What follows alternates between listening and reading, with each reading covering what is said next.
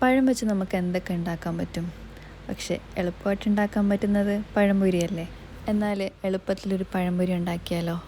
ഞാനിവിടെ 2 പഴമാട്ടോ എടുക്കുന്നത്. എന്നിട്ട് ഇതുപോലെ കട്ട് ചെയ്തെടുക്കണം.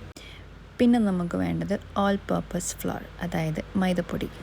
അത് ഞാൻ 6 ടീസ്പൂൺ ആട്ടോ എടുത്തത്. കുറച്ച് ഉപ്പ്, കുറച്ച് മഞ്ഞൾപ്പൊടി, പിന്നെ കുറച്ച് കാടമം.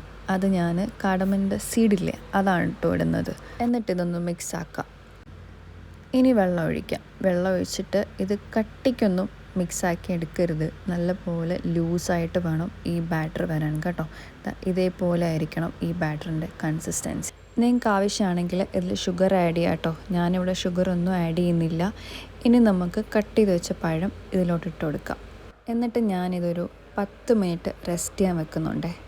റെസ്റ്റിംഗ് ഒക്കെ കഴിഞ്ഞിട്ട് ഒരു പാനിൽ നമുക്ക് കോക്കനട്ട് ഓയിൽ ഒഴിച്ച് കൊടുക്കാം. എനിക്ക് തോന്നുന്നു ഇതായിരിക്കുമല്ലേ മോസ്റ്റ് സാറ്റിസ്ഫൈയിങ് ആയിട്ടുള്ള പിന്നെ ഇതൊരു യെല്ലോയിഷ് ബ്രൗൺ കളറായി ഒരു സൈഡ് വരുമ്പോഴത്തേക്കും നമുക്ക് ഇതൊന്ന് തിരിച്ചിട്ട് കൊടുക്കാം.